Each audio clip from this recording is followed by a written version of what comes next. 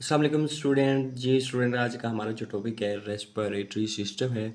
बहुत ही important question है, बहुत इंटरेस्टिंग टॉपिक है। आपने इसमें ये समझना कि हम सांस किस तरह लेते हैं। हम सांस तो ले रहे हैं, लेकिन हम सांस किस तरह लेते हैं, किस तरह सांस निकालते हैं और किस तरह सांस लेते हैं। तो चलें स्टार्ट करते हैं। पहले हम डिफ़ाइन इसकी तारीफ़ कर लेते हैं। रेस्पिरेशन क्या है? Respiration metabolic process. Ration definition क्या है रेस्पिरेशन की? मेटाबॉलिक प्रोसेस है जिसमें लिविंग ऑर्गेनिज्म क्या करता है? एनर्जी ऑब्टेन करता है। क्या करता है? एनर्जी ऑब्टेन करता है। कैसे? ऑक्सीजन लेकर और कार्बन डाइऑक्साइड निकाल के। उसका metabolic process, metabolic process in which living organism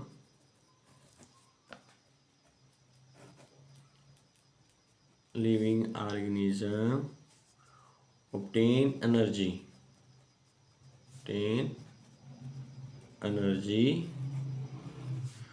by taking oxygen and remove carbon dioxide.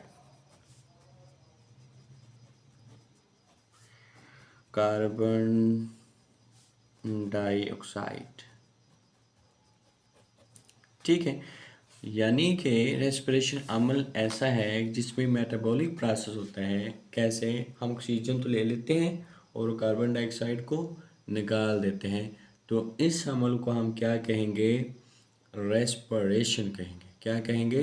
Respiration कहेंगे। देखते हैं कि रेस्पिरेशन सबसे अपर रेस्पिरेटरी ट्रैक क्या है, लोअर रेस्पिरेटरी ट्रैक क्या है। पहले हम ये देख लेते हैं अपर रेस्पिरेटरी ट्रैक क्या होता है। अपर रेस्पिरेटरी ट्रैक किस पर कंसिस्ट करता है? ये कंसिस्ट करता है नोज। ठीक है, आपकी जो नाक है, फेरिंग्स,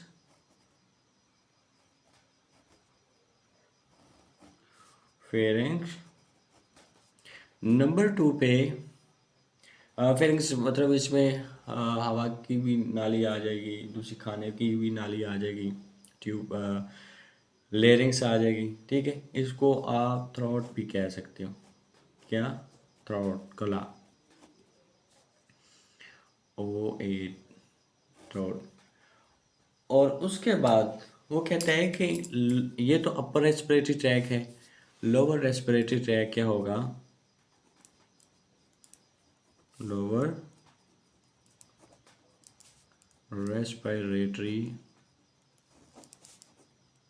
ट्रैक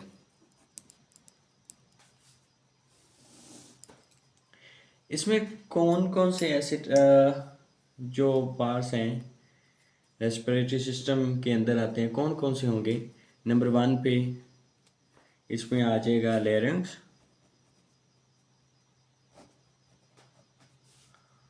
नंबर 2 पे ट्रैकिया। ये भी हम बाद में इस फंक्शन देखेंगे, लेरिंग्स का क्या फंक्शन है, ट्रैकिया का क्या फंक्शन है। सिर्फ आपने अभी इसको अपने जहन में बिठाना है। और ब्रोंकाई। ठीक है, ब्रोंकाई के साथ लंग्स भी है। नंबर 3 पे ब्रोंकाई, 4 पे लंग्स। ठीक है, अब ये देखना है हमने अपर रेस्पिरेटरी ट्रैक में कौन कौन सी चीज़ें हैं। Nose, pharynx. ठीक है, लोअर रेस्पिरेटरी ट्रैक में क्या है? लेरिंग्स आ जाता है, ट्रेकिया है, ब्रोंकाई है और लंग्स आ जाते हैं। लेकिन हमने अब ये देखना है पूरा सिस्टम कैसे किन हिस्सों से गुजर कर हम ऑक्सीजन लेते हैं, ऑक्सीजन कहाँ कहाँ से गुजर कर जाती है और कहाँ से वापस आती है। तो नेक्स्ट हम ये देखते हैं, हम पूरे पार्ट को नाम लिख लेते हैं, पूरे रेस्पिरेटरी सिस्टम के अंदर जो पार्ट्स आते हैं उसके नाम लिख लेते हैं।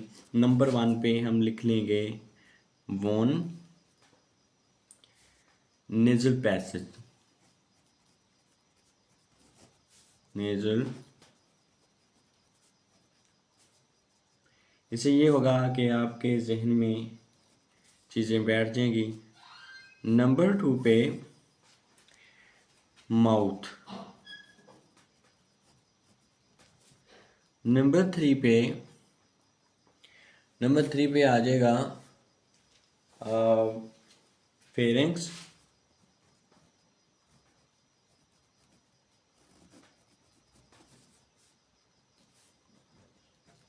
नंबर 4 पे आ जाएगा एपिग्लोटस। ये हम इसके बाद में फंक्शन भी देखेंगे, ये इसका फंक्शन क्या है, हर एक का फंक्शन मैं आपको बताऊंगा। एपिग्लोटस। नंबर 5 पे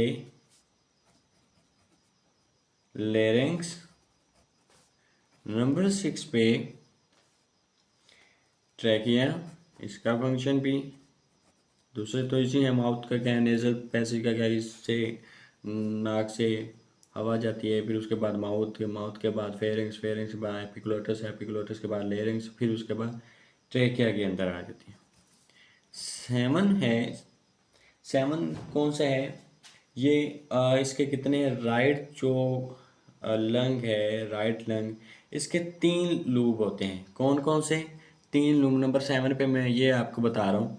नंबर 7 पे क्या है, 3 लूप होते हैं। एक है मिडल लूप, मिडल लूप,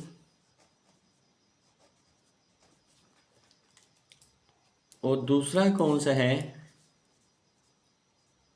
अपर लूप, वो मैंने बताना था, अपर लूप।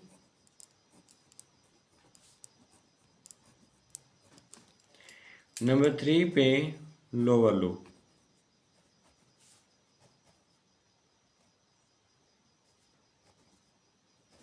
ठीक है, 3 हिस्से होते हैं। राइट जो लंग है उसके 3 हिस्से होते हैं। मिडल लूप, अपर लूप पहले आ जाएगा, फिर उसके बाद मिडल लूप, फिर उसके बाद लोअर लूप आ जाएगा। नंबर 7 पे हमने करना है, नंबर 8 सॉरी, नंबर 8 पे पल्मोनरी वेन। बताया था ना पल्मोनरी वेन क्या है पिछले लेक्चर में, जो कि लंग से आगे किस तरफ जाए, जो हार्ट से किस तरफ आए, लंग्स की तरफ। उसके बाद 9 ब्रोंकस, BR ब्रोंकस। नंबर 10 पे है G पल्मोनरी आर्टरी।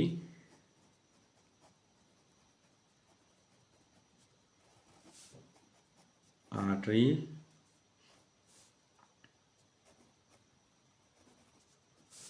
नंबर 11 पे है ब्रोंक्यूल्स।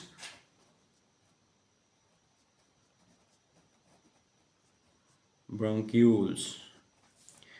और नंबर 11 पे है ब्रोंक्यूल्स के बाद एल्वियोलाई। एल्वियोलाई जो कि थिन लेयर है टिश्यू की। ये तो पेलोरा है, यानी पेलोरा डिफाइन पेलोरा। तो आपने बताना है कि ये थिन लेयर है टिश्यू की, जो कि कवर लंग्स को कवर करती है। ये अपर लेयर आपने बतानी है। कोई एल्वोली पूछ सकते हैं, एल्वोलाई क्या है, तो आपने बताना है कि एयर सैक्स है। यूँ आगे मैं आपको बताऊंगा, पहले हम इसके पार्ट्स को मुकम्मल कर लें। एल्वोलाई नंबर 13 पे पेलोरा। जो कि प्रोटेक्टिव लेयर है। ठीक है, अब इम्पोर्टेंट चीज़ जो आपको समझ नहीं आ रही थी कौन कौन सी थी। नंबर 1 पे हम पिलोरा की बात कर लेते हैं। पिलोरा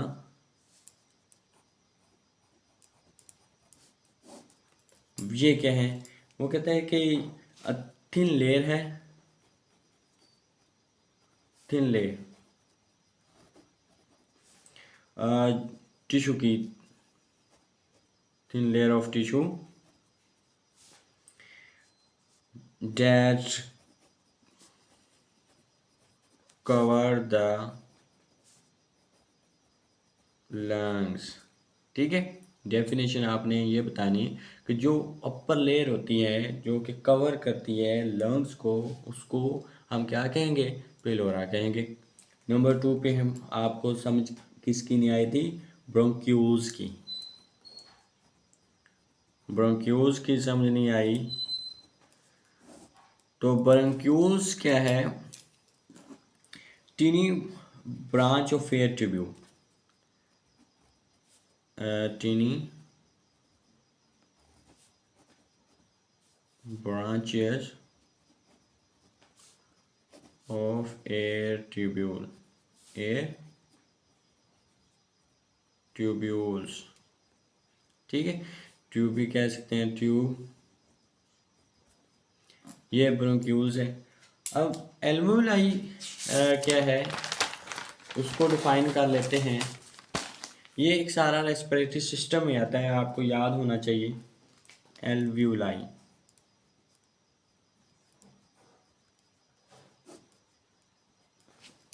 एयर सैक्स हैं जो कि at the end of bronchioles के साथ होते हैं, जहाँ पे ब्रोंक्यूल्स ख़त्म हो रहे होते हैं वहाँ से आगे एल्वुलाई स्टार्ट होती है। एयर सैक्स जो कि at the end of the, at the end of bronchioles,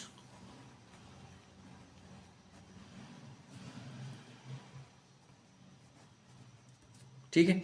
ये मुकम्मल एक एयरवे है कि कैसे नेज़ल पैसेज से हवाई और कैसे एंड तक पहुंचती है, ये सारे मैंने आपको नाम बता दिए। अब प्रिंसिपल क्या है रेस्पिरेशन, जो पर्पस किस लिए, पर्पस हम देख लेते हैं कि सबसे नंबर 1 पे ऑक्सीजन हम लेके जाते हैं और मूव कार्बन डाइऑक्साइड करते हैं, लेकिन उस पूरे प्रोसेस को हम एक और भी नाम दे देते हैं, उसको पल्मोनरी वेंटिलेशन का नाम देते हैं। क्या है, पल्मोनरी वेंटिलेशन, यानी air falling into the lung, यानी सीधा एयर का आना और लंग्स में चला जाना, उसको पल्मोनरी वेंटिलेशन कहते हैं। क्या कहते हैं, पल्मोनरी वेंटिलेशन। यहाँ पे नंबर 1 पे मैं पर्पस लिख देता हूँ, पर्पस ऑफ रेस्पिरेशन,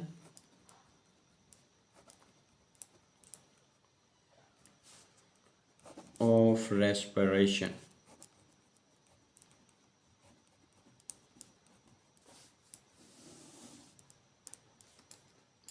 कौन कौन से हैं, नंबर 1 पे पल्मोनरी वेंटिलेशन,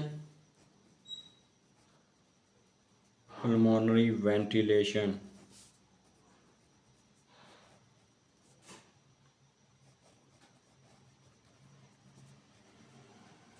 ठीक है। इसका पल्मोनरी का मतलब ये हुआ कि पल्मोनरी का मतलब लंग्स। कोई पूछ सकता है, एमसीक्यू आ सकता है कि भाई बताएं पल्मोनरी का मतलब क्या है, तो आपने बताना है लंग्स। और वेंटिलेशन का मतलब क्या है, वेंटिलेशन का मतलब ये हुआ कि ब्रीदिंग, सांस लेना।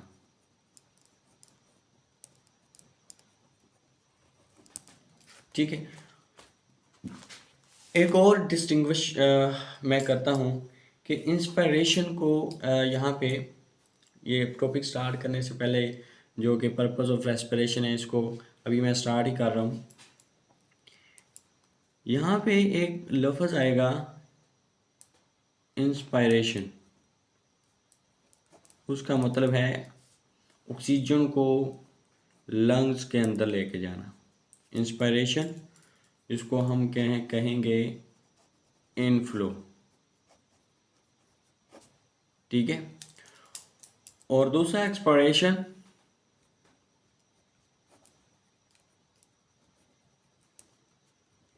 Expiration means outflow. आउटफ्लो क्या? Outflow carbon dioxide. ठीक है। अब ये देखना है पल्मोनरी वेंटिलेशन, ये रेस्पिरेटरी सिस्टम का दूसरा नाम है कि पल्मोनरी वेंटिलेशन क्या है? ऑक्सीजन का आना और कार्बन डाइऑक्साइड का निकल जाना, उसको हम क्या कहेंगे? पल्मोनरी वेंटिलेशन कहेंगे। इसमें ये इसका पर्पस है कि ऑक्सीजन का आना और कार्बन डाइऑक्साइड का निकल जाना। डिफ्यूजन ऑक्सीजन होती है, कार्बन डाइऑक्साइड किसके दरमियान? एल्वोलाई और ब्लड के दरमियान। तीसरा पर्पस इसका ये है ट्रांसपोर्ट ऑक्सीजन और carbon dioxide in the blood. और फोर्थ इसका जो पर्पस है वो क्या है? Regulation of ventilation. ठीक है। मैकेनिज्म हम देखते हैं, वो सिर्फ आपने एक्स्ट्रा में चीज़ें देखनी है कि भाई इसका पर्पस क्या है। आपने बताना है इसका पर्पस ये है पल्मोनरी वेंटिलेशन, ऑक्सीजन का लेना और कार्बन डाइऑक्साइड का निकाल देना। दूसरे नंबर पे आपने बताना है कि ऑक्सीजन का डिफ्यूज़ होना और कार्बन डाइऑक्साइड का किसके दरमियान? अल्वोलाई और ब्लड के दरमियान। थर्ड नंबर पे आपने बताना है ऑक्सीजन की ट्रांसपोर्ट होती है और कार्बन डाइऑक्साइड किसके अंदर?